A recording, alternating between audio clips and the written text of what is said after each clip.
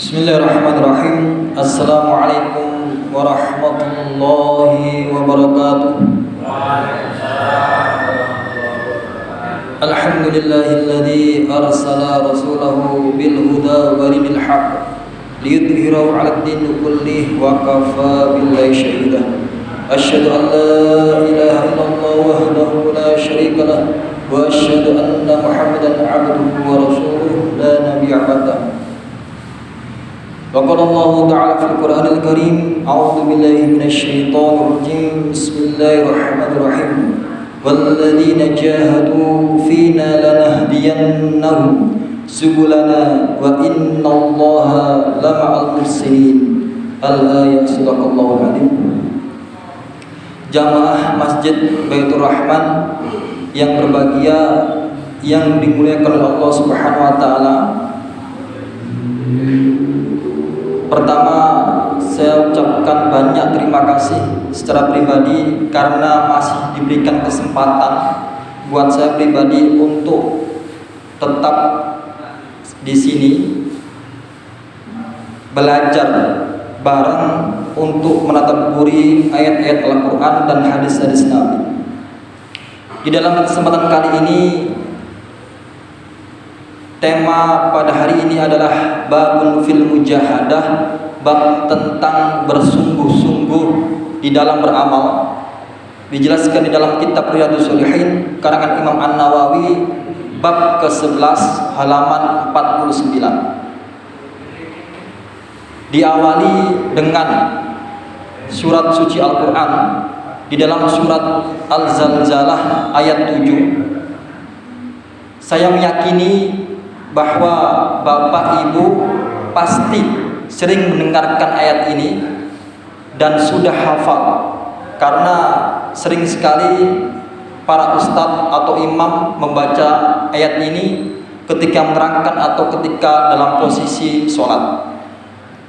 Bismillahirrahmanirrahim. Faman ya'mal mithqala dzarratin khairan yarah.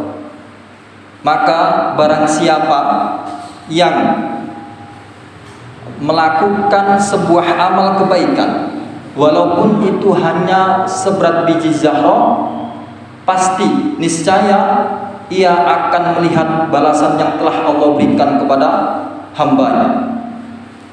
Kalau kita memahami ayat ini, itu ada kalimat khairan berbentuk isim nakirah.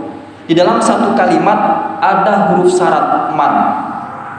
Kalau di dalam kaidah usul fikih, apabila ada isim nakirah terbentuk di dalam satu kalimat diawali oleh huruf syarat berupa man, maka hal itu menunjukkan arti kebaikan secara umum.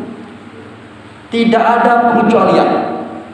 Kebaikan itu secara umum atau universal.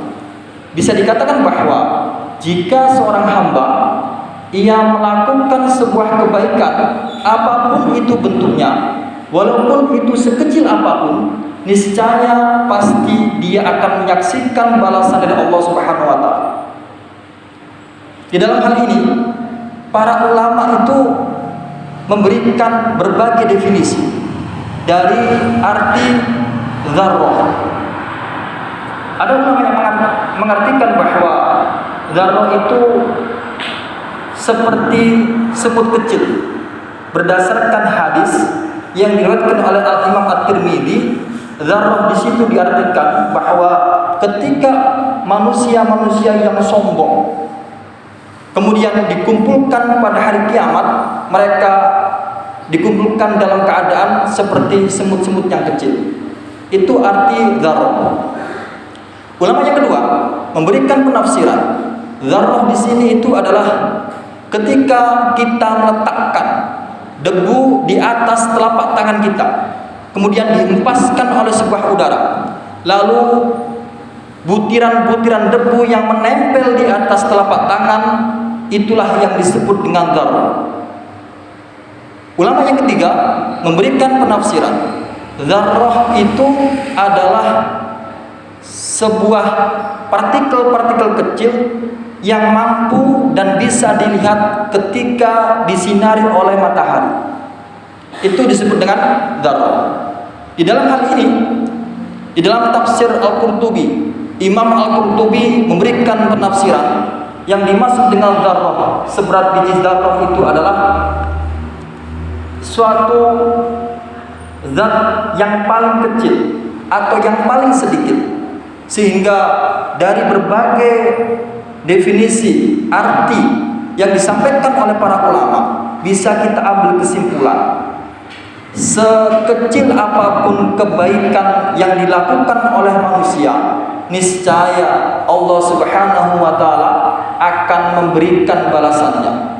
Begitu mulianya Allah, begitu adilnya Allah, dan begitu murahnya Allah Subhanahu wa taala, dan begitu perhatiannya Allah Subhanahu wa taala kepada hamba-hambanya, sehingga walaupun hamba itu hanya sebatas melakukan amalan soleh yang terkadang kita tidak berpikir itu adalah yang istimewa, bahkan bagi Allah kita akan mendapatkan pahala yang luar biasa. Bapak Ibu rahimakumullah, ayat ini turun kalau kita melihat dari asbabun nuzul. Yang pertama, ada seorang sahabat ketika mendengarkan bacaan surat suci Al-Quran, surat Al-Insan ayat 8 yang berbunyi, wa yut'imut ta'ama ala hubbihi miskinan wa yatiman wa asiran. Dan orang-orang yang memberikan makanan yang paling ia cintai kepada orang-orang miskin, anak-anak yatim, dan tawanan. Melihat seorang sahabat yang mendengarkan ayat ini kemudian turun, ternyata memahami bahwa calon penduduk surga itu adalah orang-orang yang suka, gemar memberikan makanan yang paling ia sukai, yang menurut dia paling istimewa yang ia miliki. Kemudian di hari yang lain ternyata ada seorang yang minta-minta datang di hadapan rumahnya karena ia ingin mengamalkan ayat tersebut. Kemudian ia bergegas masuk ke dalam rumah, melihat di atas meja makanannya, ternyata di situ tidak ada makanan yang paling ia sukai. Makanannya biasa-biasa saja dan tidak ada yang istimewa. Melihat hal demikian, ia mengurungkan diri untuk memberikan makanannya kepada orang yang minta-minta. Sehingga turunlah ayat ini. Barang siapa yang mengerjakan amalan kebaikan, walaupun itu hanya sedikit, pasti niscaya Allah akan membalas kebaikan itu. Di dalam tafsir Al-Baghawi menjelaskan juga bahwa ada seorang sahabat yang mengira atau berpikir dan menyangka ketika ia melakukan dosa-dosa kecil seperti hal-hal yang diharamkan oleh Allah Subhanahu wa taala, kemudian ia menyangka tidak akan disiksa karena siksaan yang sangat pedih itu akan Allah berikan kepada hamba yang bermaksiat melakukan dosa-dosa besar. Melihat kondisi tersebut, kemudian turunlah ayat ini, faman ya'mal mithqala dzarratin khairan yarah. Jamaah kaum muslimin rahimakumullah, dari kedua ilustrasi cerita asbabun nuzul tadi mengajarkan kepada kita semua bahwa sedikit apapun amalan yang kita lakukan, pasti Allah Subhanahu wa taala akan membalas kebaikan kita. Dan sekecil apapun dosa yang dilakukan oleh manusia, pasti niscaya kita akan mendapatkan balasannya. Bukankah para sahabat sangat hati-hati sekali dengan dosa-dosa kecil? Bukankah kita juga memahami bahwa gunung yang besar itu tersusun dari batu-batu yang kecil? Apalagi dosa yang besar juga tersusun dari dosa-dosa yang kecil. Jika dosa-dosa yang kecil tanpa kita sadari kita lakukan, kemudian kita tidak pernah memohon maaf kepada Allah Subhanahu wa taala, niscaya dosa itu akan menumpuk dan akan menjadi besar. Bukankah amalan-amalan yang kecil jika kita istiqomah melakukannya, istiqomah mengerjakannya, maka amalan-amalan yang kecil itu akan menumpuk menjadi amalan dan pahala yang besar. Bapak Ibu rahimakumullah, dalam hal ini baginda Rasulullah SAW itu juga memberikan motivasi kepada kita semua agar kita tidak sampai berpikiran untuk meremehkan amalan-amalan yang kecil. Di dalam kitab Bukhari dan Muslim diriwayatkan oleh Imam Bukhari dan Muslim bahwa Rasulullah juga bersabda, ittaqun nar walau bisyikkin tamratin. Jauhilah api neraka walaupun hanya sebatas memberikan sebiji kurma. Walam yajid bikalimatin thayyibatin. Dan jika kita tidak mampu mensedekahkan hanya sebatas biji kurma, apa kata Rasulullah? Lakukanlah dengan menggunakan kalimat-kalimat thayyibah, kalimat-kalimat yang baik. Betapa indahnya Islam, betapa Allah Subhanahu wa taala sangat memperhatikan hamba-hambanya. Islam itu sangat mudah. Islam itu amalannya sangat ringan. Dan ketika kita ingin menjemput pahala, itu juga dimudahkan. Kalau kita melihat hadis kalimat motivasi yang disampaikan Rasulullah, kita bayangkan, walaupun kita sebagai manusia, sebagai umat Rasulullah tidak mampu mensedekahkan harta, walaupun hanya sebatas biji kurma, tapi kita bisa menjemput pahala dengan menggunakan kalimat-kalimat yang baik. Termasuk kalau misalkan di antara kita ada yang sakit kemudian kita menjenguk, itu sudah nilainya pahala. Dan bahkan digambarkan orang yang menjenguk saudaranya seiman dalam posisi sakit, maka ia digambarkan seperti berkunjung di taman-taman surga. Kemudian kita berikan kalimat-kalimat thayyibah, nasihat-nasihat yang baik. Termasuk ketika kalau ada saudara kita, teman kita, tetangga kita tidak menghadiri majelis ilmu karena motivasi atau keimanan seorang kan fluktuatif, naik turun. Sehingga kalau kita melihat ucapannya Imam Ghazali itu, al-imanu yajidu wa yanqus. Iman itu kan bisa turun dan bisa bertambah. Jadi ketika posisi iman itu naik, kita termotivasi, bersemangat untuk melakukan ibadah. Tapi ketika dalam posisi iman itu turun, kita harus istilahnya dicas.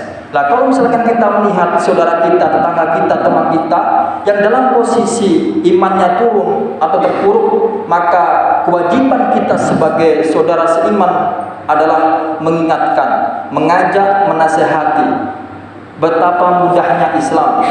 Kita seandainya tidak bisa membantu dengan harta benda, paling tidak kita membantu dengan kalimat-kalimat yang baik, motivasi-motivasi yang baik, dan itu pun sudah ada nilai pahala. Bapak Ibu rahimakumullah, tidak cukup sampai berhenti di situ saja. Baginda Rasulullah juga bersabda, diriwayatkan oleh Imam Muslim, la tahqiranna minal ma'rufi syai'an.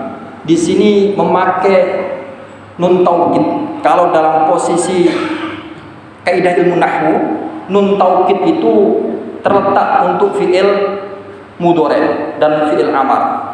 Menunjukkan arti benar-benar sungguh, menegaskan, meyakinkan bahwa seakan-akan baginda Rasulullah ini meyakinkan kepada umatnya, jangan sampai, benar-benar jangan sampai, atau sungguh-sungguh jangan sampai kita itu meremehkan amalan walaupun itu sangat kecil nilainya.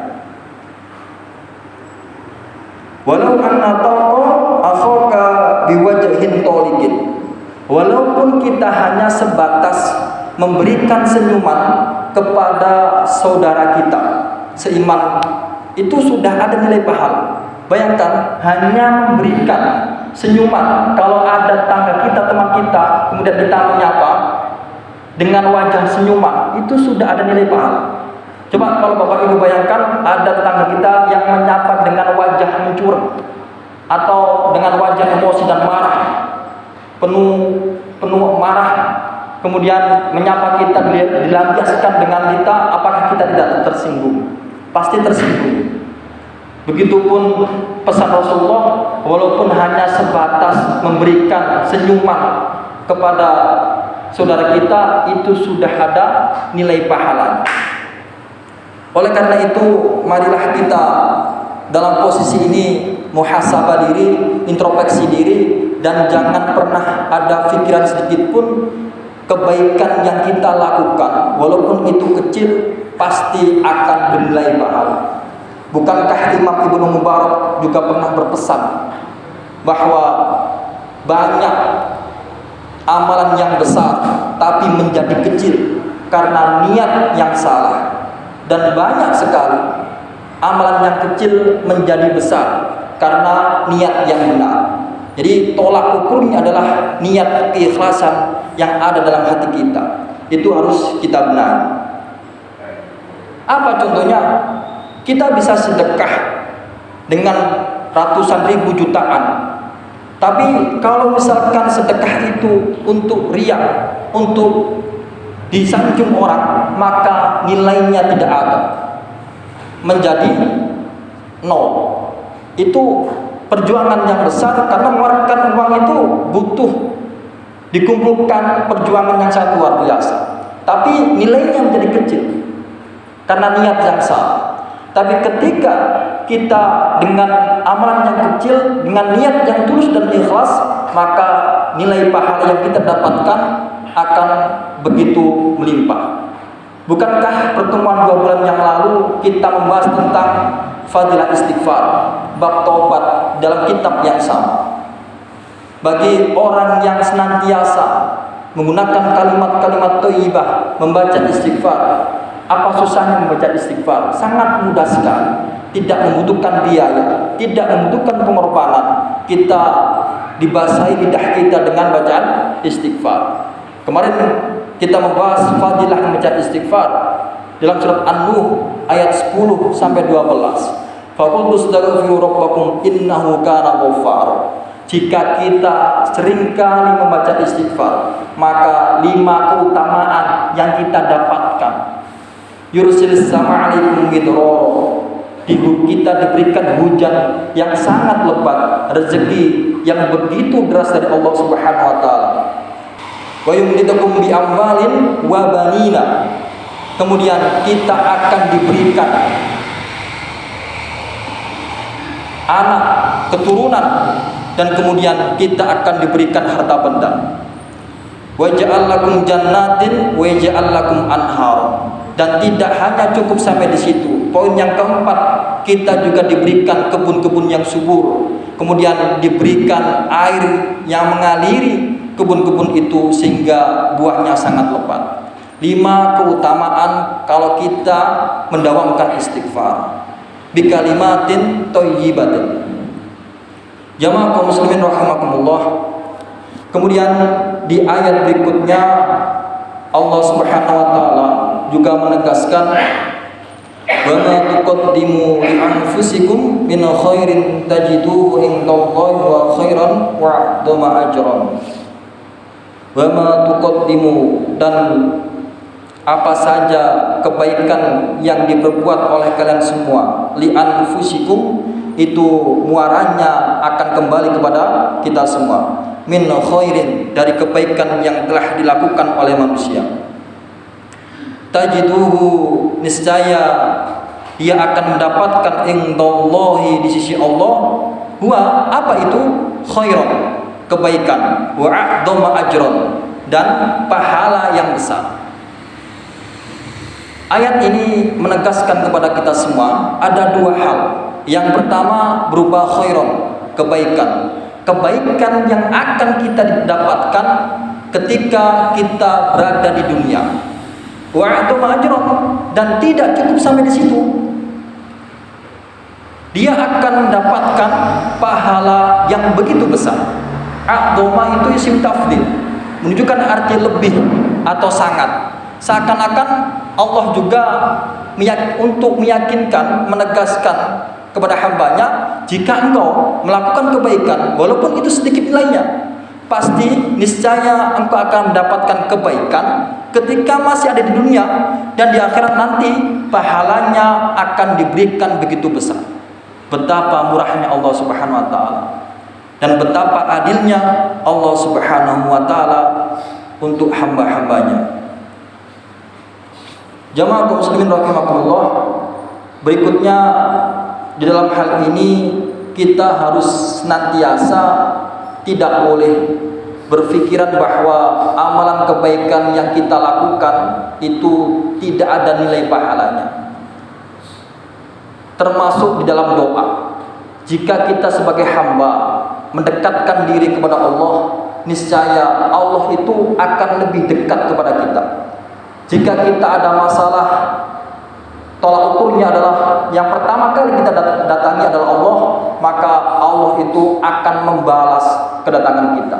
Akan tetapi kalau kita ada masalah kemudian yang kita datangi adalah tetangga kita, saudara kita, belum tentu membantu kita semua. Tapi kalau yang kita datangi adalah Allah Subhanahu wa taala, niscaya Allah tidak akan pernah mengecewakan hamba-hambanya. Di dalam penjelasan berikutnya di sini ditegaskan di dalam hadis riwayat Imam Bukhari dari Abu Hurairah bahwa baginda Rasulullah sallallahu alaihi wasallam bersabda,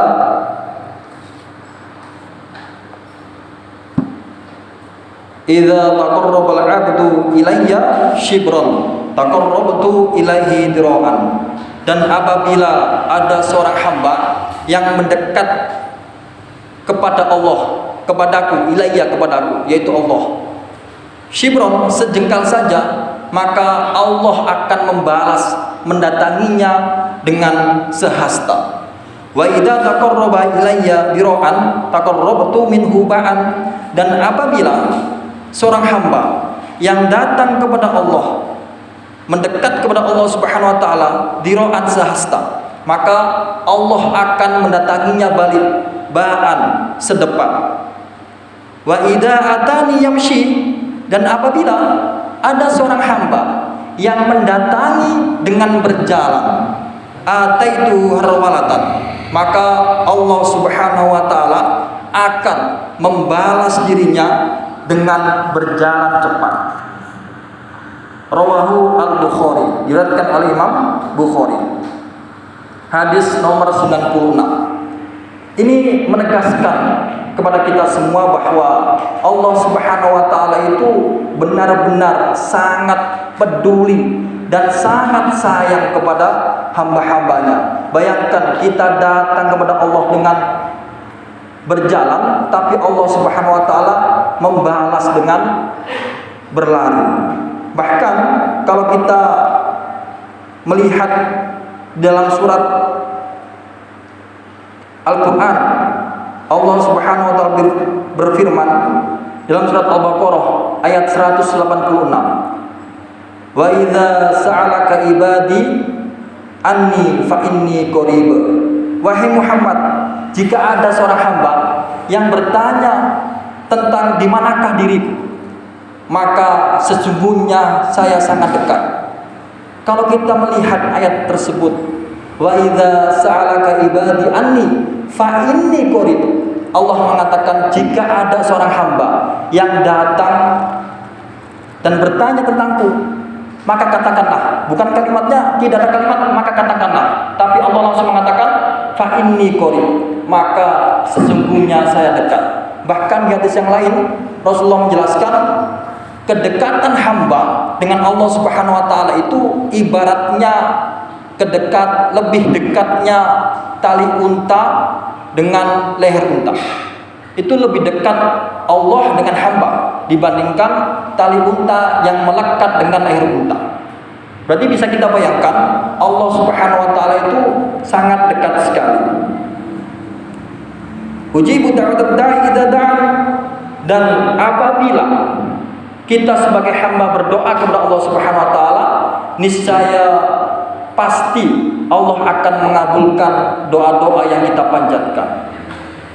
Bahkan digambarkan di hadis yang lain, jika ada seorang hamba, diriwayatkan oleh Imam Tirmidzi, jika ada seorang hamba yang memohon kepada Allah Subhanahu wa taala dengan tangannya diangkat ke atas langit, kemudian Allah menyaksikan doa-doa itu, Allah itu merasa malu jika Allah tidak mengabulkan doa hambanya sampai ia berdoa mengangkat tangannya ke atas langit. Itu kata Rasulullah seperti itu. Sehingga alangkah naifnya jika kita sebagai hamba kemudian sering ikhtiar tapi kita melupakan yang namanya doa. Itu yang namanya sombong. Ikhtiar kerja keras tapi melupakan doa. Tapi akan tetapi jika kita berdoa kemudian melupakan yang namanya ikhtiar, itu juga omong kosong. Jadi kedua hal ini harus seimbang antara ikhtiar dengan berdoa kepada Allah Subhanahu wa taala. Kemudian ayat yang lain Allah juga menegaskan, wa qala rabbukum ud'uni astajib lakum. Wa qala rabbukum ud'uni astajib lakum. Dan Rabb kalian semua berkata, berfirman, ud'uni, berdoalah engkau kepadaku, astajib lakum, niscaya aku akan mengabulkan doa-doamu. Kalau kita cermati dengan pendekatan ilmu nahwu, ud'uni ini fi'il amar, berdoalah. Allah merintahkan kita untuk berdoa, berdoalah kepadaku. Kemudian di situ ada jawab amar atau jawab tolak, astajib lakum. Jika engkau berdoa dan mau berdoa, niscaya pasti akan aku kabulkan. Itu janji Allah kepada hamba-hambanya. Oleh sebab itu, janganlah sampai kita ini menyia-nyiakan waktu, apalagi tidak yakin dengan doa-doa yang kita panjatkan, dan pasti Allah akan kabulkan itu.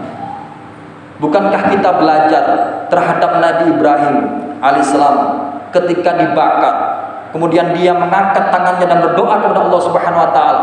Apa kata Allah? Ya nar kuni bardan wa salaman. Api itu dijadikan dingin kemudian menyelamatkan. Tidak hanya dingin tapi juga menyelamatkan. Kalau seandainya ulama tafsir yang lain memberikan penafsiran, itu tidak ada kalimat salaman, maka bisa jadi Nabi Ibrahim tersakiti karena apinya hanya menjadi dingin. Tapi di situ Allah mengatakan bardan wa salaman. Apinya tidak hanya menjadi dingin, tapi juga menyelamatkan Nabi Ibrahim dari kobaran api yang menganga. Kita juga belajar terhadap Nabi Yunus alaihissalam, yang beliau meninggalkan umatnya yang tidak mau didakwai dengan tauhid, sehingga beliau kemudian lari dari umatnya. Singkat cerita, beliau makan oleh ikan paus. Di dalam perut beliau selalu berdoa, la ilaha illa anta subhanaka inni kuntu minadz dzalimin, selama 40 hari. Kemudian Nabi diselamatkan oleh Allah Subhanahu wa taala. Dua hal itu mengajarkan kepada kita semua bahwa para nabi dan rasul itu pun juga berdoa kepada Allah Subhanahu wa taala. Bahkan kalau ibu-ibu, bapak-bapak pergi ke warung beli garam, itu harus minta dulu pada Allah. Hanya beli garam itu harus minta dulu pada Allah, baru bergegas ke pasar atau ke toko untuk beli garam. Karena apa? Karena belum tentu ketika kita mau pergi dan belum sampai tempat tujuan, kita terkena musibah, kemudian kita celaka dan tidak jadi beli garam. Bahkan kata Rasulullah digambarkan seperti itu, betapa pentingnya minta dulu sama Allah, baru kita melakukan pekerjaan yang kita inginkan. Jamaah muslimin rahimakumullah, kalau misalkan ada sebuah pertanyaan, kita sudah berdoa, akan tapi kenapa tidak kunjung dikabulkan doa-doa kita? Maka ada ulama memberikan gambaran doa itu dikabulkan satu, ketika hamba berdoa itu langsung dikabulkan. Apapun permintaan hamba itu langsung diberikan. Yang kedua, Jika tidak dikabulkan dengan permintaan kita, maka Allah ganti permintaan kita dengan sesuatu yang lebih bermanfaat buat kita. Jadi doanya itu diganti yang dibutuhkan oleh manusia, bukan yang diminta, yang lebih bermanfaat. Atau yang ketiga, doa itu tidak langsung dikabulkan dan tidak diganti, tapi diganti dengan nilai-nilai pahala yang akan diberikan kepada hambanya pada hari kiamat. Dan inilah balasan yang terbaik di antara kedua hal tersebut. Bapak Ibu rahimakumullah, oleh karena itu marilah kita senantiasa mulai hari ini mujahadah, bersungguh-sungguh dalam melaksanakan ibadah, bersungguh-sungguh dalam melaksanakan ikhtiar, dan dibarengi dengan berdoa kepada Allah Subhanahu wa taala. Kemudian terakhir saya tutup dengan hadis yang diriwayatkan oleh Imam Bukhari dari Ibnu Abbas radhiyallahu anhu bahwa Rasulullah bersabda, nikmatani maghbunun fihima katsirun minan nas. Ada dua nikmat yang kebanyakan manusia ini melupakannya. Yang pertama as-sihhatu, yang kedua wal faragh, yaitu nikmat sehat dan nikmat waktu luang. Banyak sekali manusia ini melupakan nikmat dari Allah Subhanahu wa taala ketika dalam posisi tubuh yang sehat, tubuh yang kekar, kemudian mempunyai banyak waktu luang. Justru dalam kesempatan beribadah itu, logikanya adalah jika seorang hamba ia mempunyai tubuh yang sehat, harusnya kita termotivasi lebih semangat lagi untuk beribadah kepada Allah Subhanahu wa taala. Tapi sebaliknya, bahkan kita seringkali lupa ketika Allah berikan nikmat sehat tidak digunakan untuk sebaik-baiknya, tapi kita terlena dengan kehidupan duniawi. Bahkan digambarkan jika sampai ajal pun menjemput, kita baru sadar bahwa yang Allah berikan kesempatan hidup di dunia ini begitu luar biasanya, harusnya kita manfaatkan sebaik-baiknya, justru kita sia-siakan. Dan kebanyakan manusia itu akan menyesal dan tersadar ketika sakit sudah menghampiri tubuhnya, ketika dia disibukkan dengan duniawi, sehingga ia tidak lagi bisa maksimal dalam beribadah. Sehingga kita sebagai hamba harus banyak bersyukur. Bapak Ibu diberikan waktu luang, setelah sholat berjamaah maghrib dilanjutkan taklim, kemudian dilanjutkan berjamaah lagi. Betapa luar biasalah nilai-nilai pahala yang kita lakukan. Kalau kita cermati, misalkan kita punya waktu 24 jam, kemudian kita sholat hanya 5 waktu misalkan, tidak ditambah dengan ibadah-ibadah sunnah. Coba kita bayangkan, 2 rakaat sholat subuh 5 menit misalkan, kemudian 3 rakaat sholat maghrib 6 menit, duhur, asar, isya 8 menit. Kalau kita kalkulasikan, kita jumlahkan, maka waktu ibadah itu, waktu sholat saja itu hanya 34 menit. 34 menit dalam sehari. 24 jam kita berikan, kita bermunajat cinta kepada Allah hanya 34 menit. Tapi tidak semua orang menyadari itu. Sehingga digambarkan dalam ayat Al-Quran surat Al-Mu'minun ayat 99 sampai 100. Ini menggambarkan, menjelaskan betapa penyesalannya orang-orang kafir ketika ia meninggal dunia. Ia baru sadar, ia ingin hidup kembali, kemudian melakukan amalan-amalan soleh. Hatta idza jaa ahaduhumul maut, apabila telah datang salah satu di antara kalian semua. Apa itu al-maut? Yaitu kematian. Qala rabbi irji'uni. Kemudian orang-orang kafir berkata, memohon kepada Allah, irji'uni, kembalikanlah kita semua ya Allah. La'alli a'malu sholihan fima taraktu. Kami nanti akan melakukan amalan-amalan yang soleh yang selama ini kami tinggalkan di dunia. Betapa menyesalnya mereka. Bahkan sampai-sampai digambarkan di surat Al-Munafikun ayat 10 sampai 11. Di situ juga menegaskan fayaqula rabbi laula akhartani ila ajalin qarib fa asaddaqu wa akum minas sholihin. Ya Allah, seandainya Engkau mengakhirkan ajalku, niscaya aku akan sedekahkan seluruh hartaku di muka bumi ini, sehingga aku menjadi orang-orang yang soleh, orang-orang yang beruntung seperti orang-orang yang beriman. Coba kalau kita bayangkan, bahkan orang-orang kafir ini berani negosiasi dengan Tuhan, kemudian berkompromi dengan Allah Subhanahu wa taala, jika ya Allah, Engkau kembalikan saya di dunia, termasuk misalkan nanti Bill Gates dan seterusnya itu yang punya perusahaan Apple, YouTube, Google dan seterusnya, itu akan mensedekahkan seluruh hartanya jika dikembalikan oleh Allah Subhanahu wa taala, dihidupkan kembali. Tapi ayat ini mengajarkan kepada kita semua, Allah Subhanahu wa taala itu menggunakan redaksi atau kalimat la'alla, seandainya, dan itu tidak mungkin dikabulkan.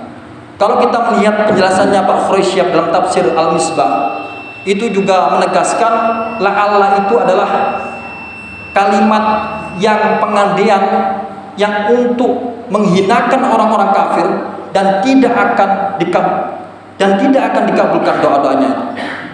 Oleh karena itu, marilah kita banyak-banyak bersyukur terhadap yang telah diberikan oleh Allah Subhanahu wa taala.